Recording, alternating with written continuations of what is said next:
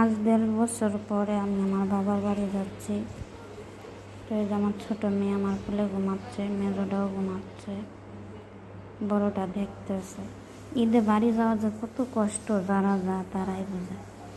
তো যাই দেখি যে আমার ভাইস্তা ভাবি সবাই জাম পারতেছে, আমরাও জাম পারতে লেগে গেলাম। গাছের জাম আমরা এভাবেই পেরে থাকি। জামগুলো এত সুন্দর আর খেতে এত মজার ছিল। তো আমার ভাবির সাথে সাথে আবার মুরগির গিলা কলিজা ভর্তা করলো। আমার ভাই আবার মুরগির গিলা কলিজা ভর্তা অনেক পছন্দ করে। আর আমার হাজব্যান্ডের জন্য গুঁড়া মাছ রান্না করবে, ট্যাংরা মাছ। এটা হলো আমরা যাওয়ার 2 দিন পরের ভিডিও। তো গিলা আর কলিজাটা ভেজে নিল হালকা একটু তেল দিয়ে শুকনা খোলায়। এখন পেঁয়াজ রসুন ভেজে নেবে, মরিচটাও আগে ভেজে নিয়েছিল। এই গিলা কলিজা ভর্তাটাও অনেক মজা হয় খেতে।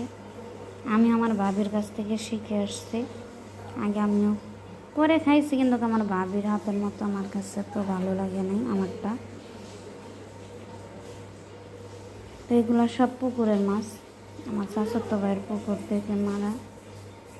তো আমি বাড়িতে গেলে তো কোনো কাজ করি না, আমার ভাবি সব করে ধরে খাওয়ায়।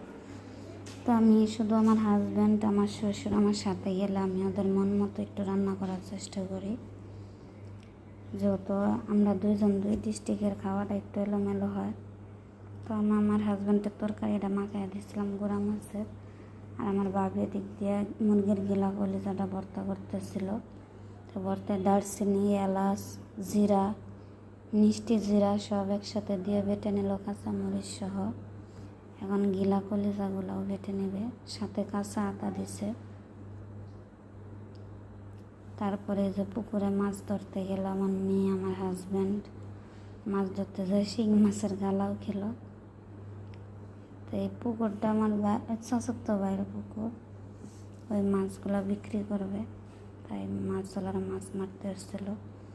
সাথে আমার ভাই ভাবি আমরা সবাই মিলে গেলাম। আর গাছে জাম পাড়া যে কত কষ্ট, আবার এই জামগুলা সুন্দর করে বাছাই করাও কষ্ট। তো আমরা অনেক জাম ভর্তা খেয়েছি।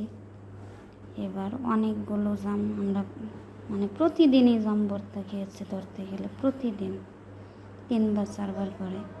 তো আমার মেয়েদেরকে ওর বাবা সাঁতার শেখানোর জন্য পুকুরে নামাচ্ছিল। তো আমার মেজো মেয়ে তো প্রথম নামছিলই না, ভয় পাচ্ছিল। আর আমার বড় মেয়ে মুখে যা তর্ক করতে পারে, ওই অনেক ভীতু। আমার মেয়ে